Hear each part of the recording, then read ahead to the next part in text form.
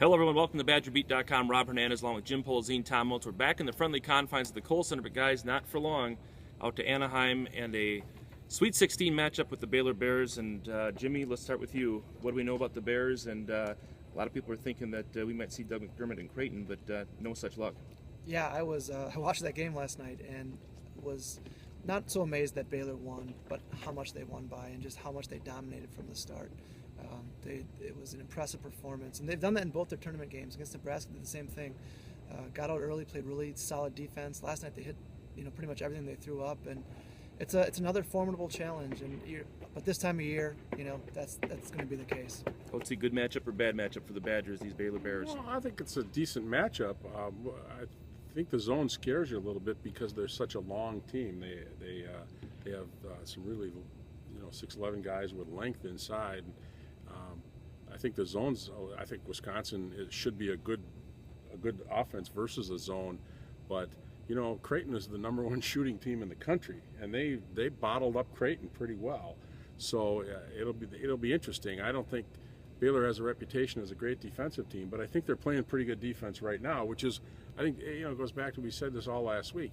That's what happens in this tournament. Everybody's playing really well, and Baylor seems to be doing that. So it's going to be a great matchup to see Wisconsin against this kind of a zone. I think one thing on the zone, the one difference I think is Baylor could kind of concentrate on stopping McDermott and Ethan Raggi, because those are their two big scorers. They could really turn most of their attention to those two guys. That's tough to do against Wisconsin because they at most times have 5 3-point shooters on the court. So I think maybe UW is a little better equipped to handle a zone, to go against a zone defense, because they're a great passing team, great with ball fakes and shot fakes, and great shooting. When Wisconsin's shooting well, they're great offense. Well, is it more concerning that another team that struggled in the middle of the season is playing well now, or is that just not even a factor at this time of year? Well, I think it's a factor. I think, we've said this about a number of teams Wisconsin's played in recent weeks, is even toward the end of the Big Ten season, of teams that won big early, 13-1, 16-1, 16-0, 18-1. I mean, there's all these teams had this rough patch and then ironed things out and are now back playing really good football. To me, or basketball. To me, that indicates that there's some real talent on that team, and things got sideways for a while, and they were tough enough and smart enough and well coached enough to get it back together and play what I think.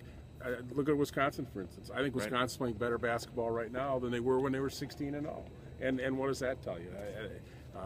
They had the rough patch and they bounced back, and that's certainly impressive. But a lot of these teams are in that same boat. They're all playing really good basketball. Jim, I'll close with you. If you're Bo Ryan, what do you feel best about coming out of Milwaukee and playing tomorrow to go to Anaheim about the way your team's playing?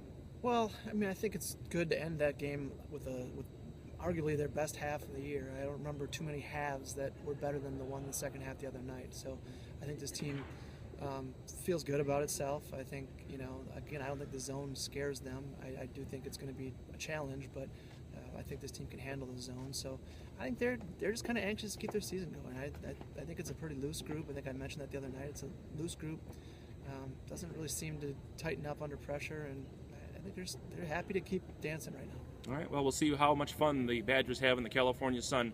See us next in Anaheim, California, as we follow the Badgers to the Sweet 16. For Jim Polzin and Tom Oates, I'm Rob Hernandez. Thanks for watching Badger Beat. We'll see you in Anaheim, California.